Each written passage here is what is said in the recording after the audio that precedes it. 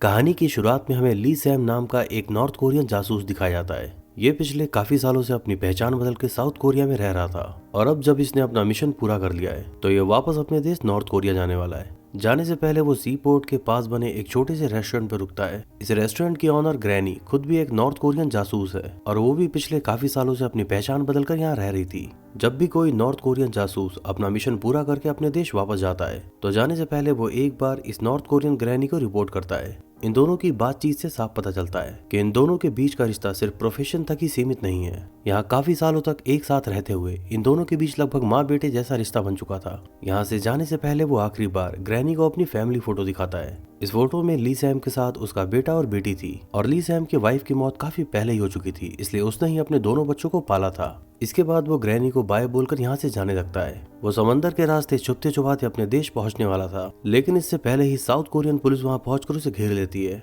ली Sam समझ जाता है कि वो इनसे बचकर नहीं भाग सकता, इसलिए वो खुद को साउथ कोरियन पुलिस के हवाले करना चाहता था। लेकिन ऐसा करने से पहले वो एक आखिरी बार अपने बच्चों को देखना चाहता था और इसके लिए उसने जैसे ही अपने जेब में रखी हुई फोटो को निकालने की कोशिश की तो पुलिस वालों को ऐसा लगता है कि शायद वो हम पर हमला करने के लिए गन निकाल रहा है और इसी वजह से साउथ कोरियन पुलिस उसे शूट कर देती है, जिससे वहां गिरकर ली सैम तुरंत ही मारा जाता है। फिर सीन यहाँ से शिफ्ट होता है और हमें नॉर्थ कोरिया दिखाया जाता है। ली सैम के मारे जाने की खबर नॉर्थ कोरिया पहुंच चुकी थी और यहीं हमें दिखाया जाता है कि उसके दोनों बच्चों को किसी प्रिजन कैंप में बंदी बनाकर रखा हुआ था। तो मतलब साफ है कि ली सैम अपनी मर्जी से नॉर्थ कोरियन स्पाई नहीं बना था, बल्कि अपने बच्चों को बचाने के लिए उसे मजबूरी में ऐसा करना पड़ा। लेफ्टिनेंट सैंग नाम के इस आदमी ने ही ली सैम को वहां भेजा था और अब उसकी मौत के बाद वो ली सैम के बच्चों से कहता है कि तुम्हारा बाप एक देशद्रोही था, इसलिए तुम्हें जिंदगी भर इस जेल में सड़ना होगा। लेकिन फिर उसके बाद वो ली सैम के बेटे राइजुक को एक ऑफर देता है और कहता है कि अगर तुम नॉर्थ कोरियन स्पाई बन के साउथ कोरिया जाओ और वहां पहुंचकर मेरे दिए हुए मिशन को पूरा कर दो तो मैं तुम्हारे साथ साथ तुम्हारी बहन को भी हमेशा के लिए आजाद कर दूंगा और वहां जाने से पहले 2 साल तक हम तुम्हें अच्छी खासी ट्रेनिंग भी देंगे ताकि तुम वहां पहुंचकर मुश्किल हालातों का सामना कर सको।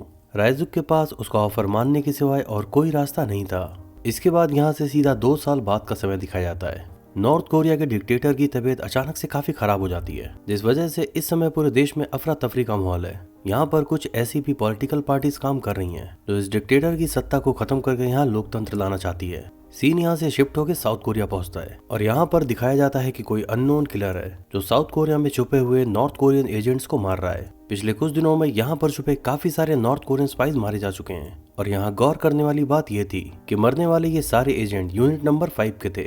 यूनिट नंबर 5 के अलावा नॉर्थ कोरिया का एक और यूनिट भी है जो चोरी छुपे यहाँ साउथ कोरिया में अपना काम कर रहा था। इस केस की इन्वेस्टिगेशन डिटेक्टिव चा नाम का एक आदमी कर रहा था।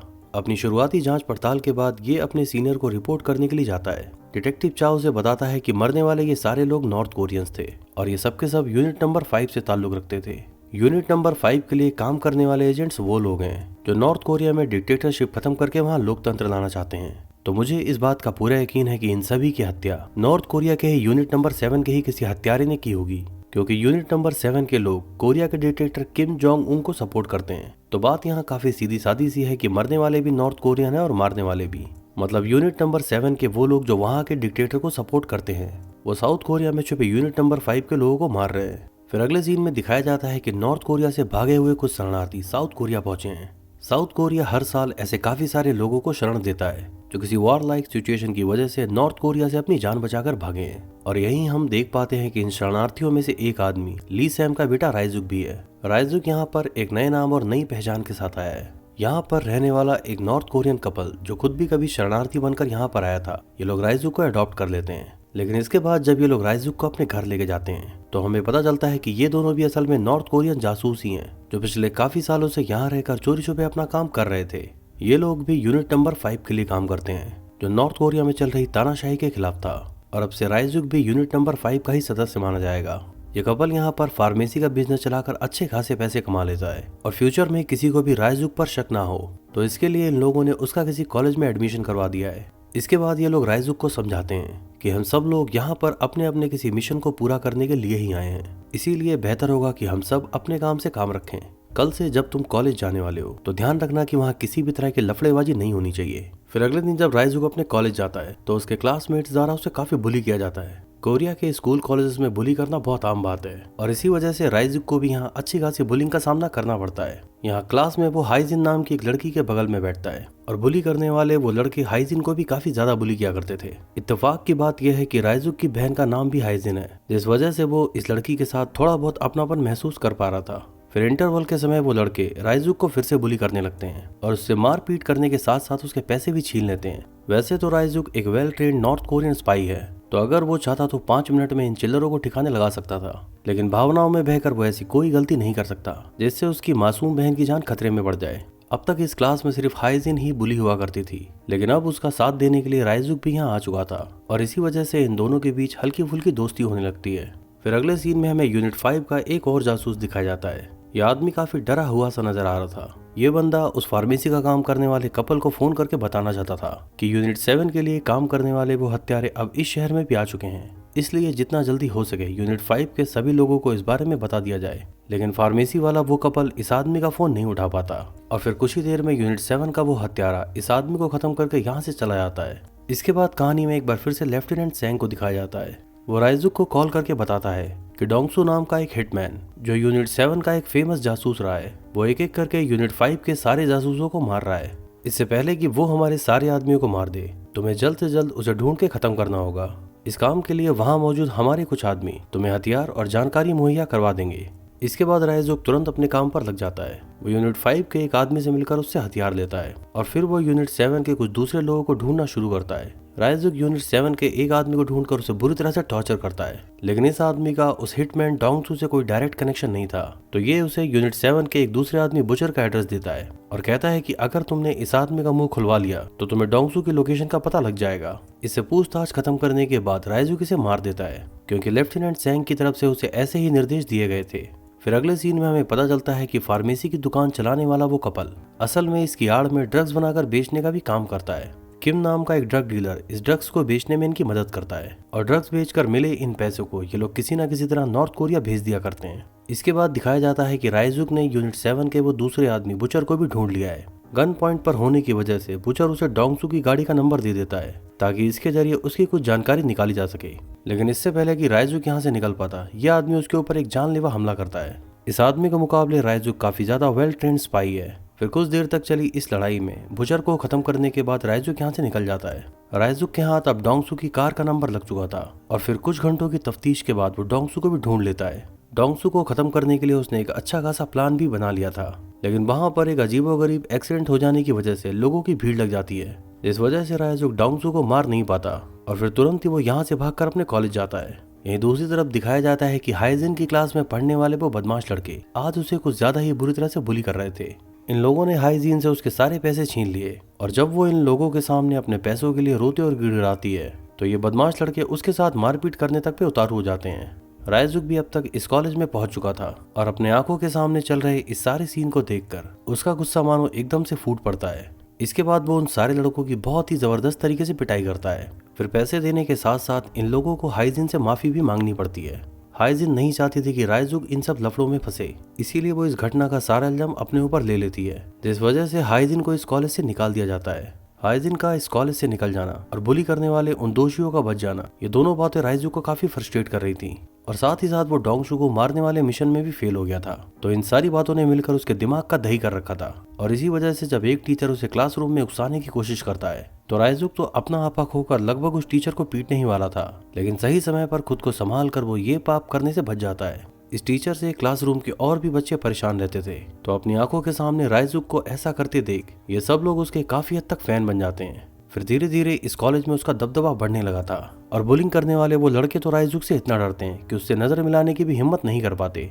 फिर कुछ दिनों बाद उससे मिलने के लिए हाइजिन यहाँ पर आती है। वो राइजुक को बताती है कि वो बैले डांस क्लास ज्वाइन करना चाहती है, लेकिन उसका कोई फैमिली मेंबर ना होने की वजह से उसे वहाँ एडमिशन नहीं मिल पा रहा। तो राइजुक उसके साथ वहाँ जाकर उसके बड़े भाई का रोल प्ले करता है, जिस वजह से हाइजिन को इस डांस स्कूल में एडमिशन मिल जाता है। अब तक इन दोनों के बीच अच्छी खासी बॉन्डिंग बन चुकी थी और ये दोनों एक दूसरे को अपने भाई बहन जैसा मानने लगे हैं। फिर पूरे दिन तक इधर उधर घूमने फिरने के बाद शाम के समय हाइजिन उसे इस शहर की एक ऐसी जगह पर लेकर जाती है जहाँ पर वर्ल्ड मैप बना हुआ था। फिर वो राइजुक से पूछती है कि बताओ तुम कहाँ जाना चाहते हो, क्योंकि जब मेरे पास पैसे आएंगे तो मैं सबसे पहले यूरोप जाना चाहती हूँ। रायजुक पूछता है कि तुम यूरोप ही क्यों जाना चाहती हो। तो हाइजिन कहती है कि मैं वहां जाकर टॉप लेवल का बैले डांस सीखना चाहती हूँ और उसके बाद मैं कोरिया की सबसे बेस्ट डांसर बनना चाहती हूँ।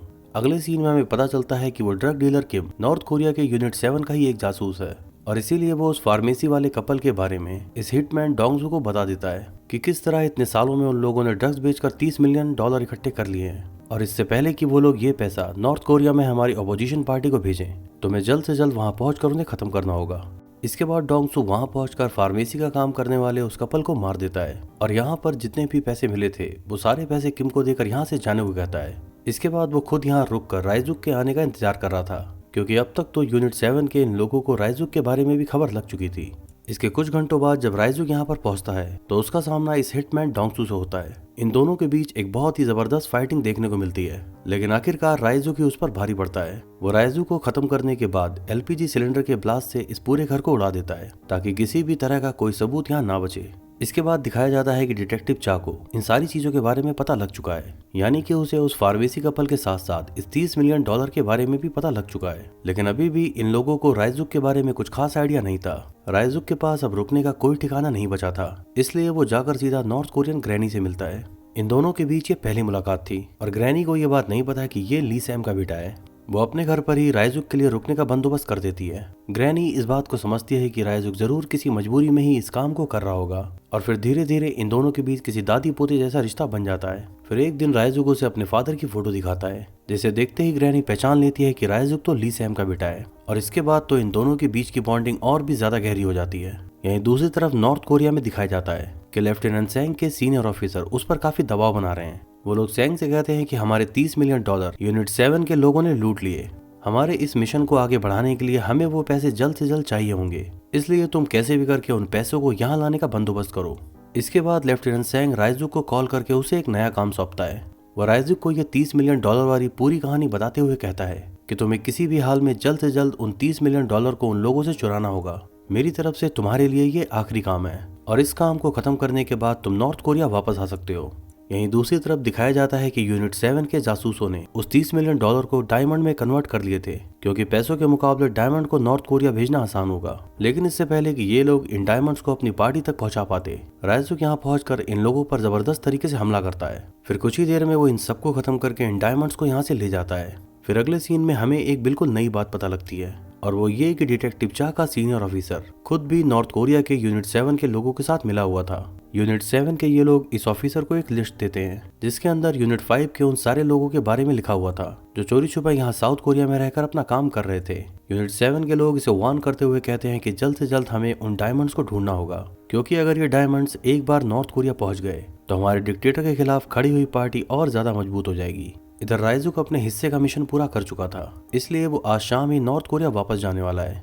फिर जाने से पहले वो आखिरी बार ग्रैनी को अलविदा कहने के लिए आता है। ग्रैनी इस बात से खुश तो थी कि वो अपने घर वापस जा रहा है, लेकिन साथ ही साथ उसे इस बात का डर था कि कहीं ये लोग उसे मार ना दे, क्योंकि नॉर्थ कोरियन जासूसों को उनके घर पहुंचने से पहले ही मार दिया जाता है। इसके बाद दिखाया जाता है कि जो आदमी चोरी छुपे रायजुक को नॉर्थ कोरिया लेकर जाने वाला था, वो अचानक से उसके ऊपर चाकू से हमला कर देता है। हमला करते समय इस आदमी की बातें सुनकर रायजुक समझ जाता है कि उसके फादर के साथ भी ठीक इसी तरह से धोखा हुआ था।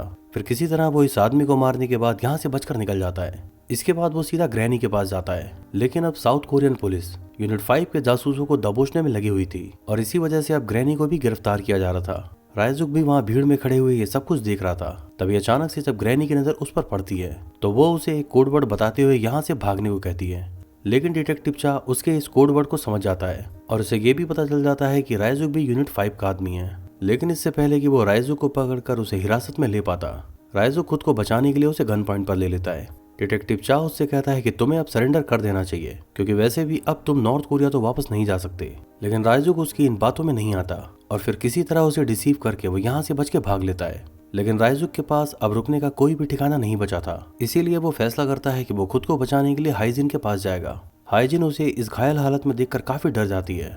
इसके बाद वो उसकी मरहम पट्टी करके उसका काफी अच्छे से ख्याल रखती है। इसी दौरान टीवी पर चल रही न्यूज को देखकर अब हाइजिन को भी ये बात पता लग चुकी थी कि रायजुक एक नॉर्थ कोरियन जासूस है, लेकिन उसे इस बात से कुछ खास फर्क नहीं पड़ता, क्योंकि उसका ऐसा मानना है कि रायजुक एक बहुत ही अच्छा इंसान है और एक तरह से वो उसके लिए बड़े भाई जैसा ही है।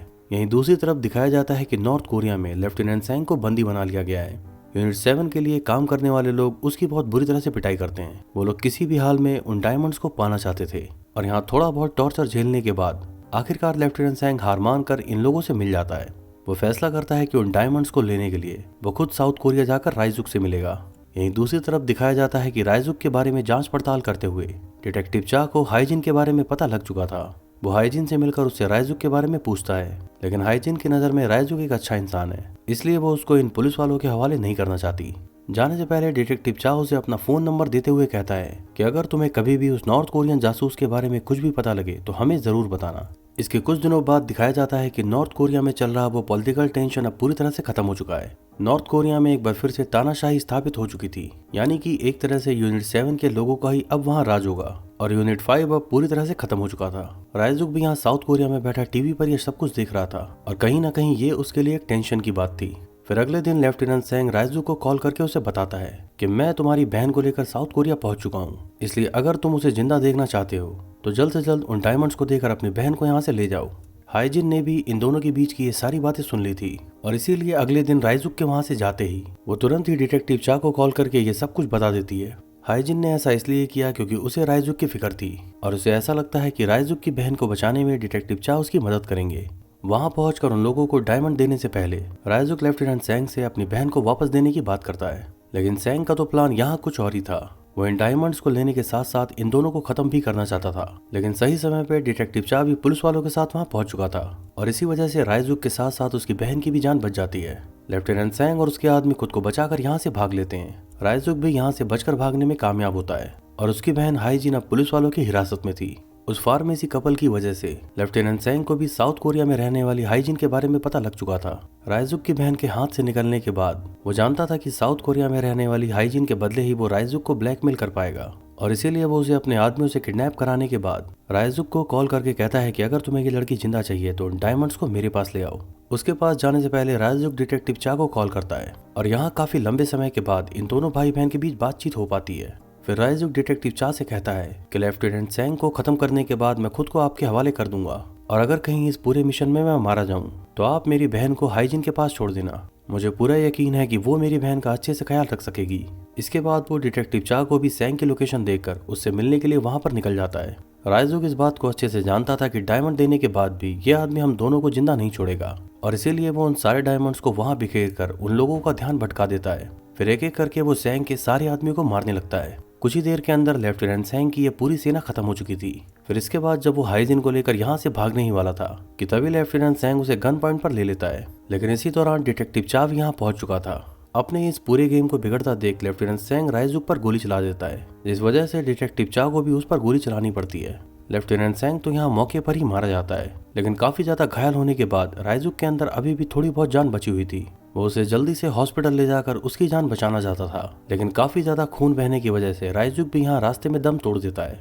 तो इस तरह से यूनिट 5 के सारे लोग अब मारे जा चुके थे और एक तरह से देखा जाए तो राइजुक ने अपनी जान गंवाकर अपनी दोनों बहनों को बचा लिया था। मूवी के आखिरी सीन में दिखाया जाता है कि डिटेक्टिव चा राइजुक को किए हुए वादे को पूरा करने के लिए उसकी बहन को हाइजिन के पास छोड़ देता है और हाइजिन भी उसे खुशी खुशी अपने पास रख लेती है, क्योंकि कहीं ना कहीं वो इस बात को मानती है कि राइजुक की वजह से ही उसकी जिंदगी में इतना बड़ा बदलाव आ पाया। और ऐसे ही इमोशनल एंडिंग के साथ ये फिल्म यहाँ पर समाप्त होती है।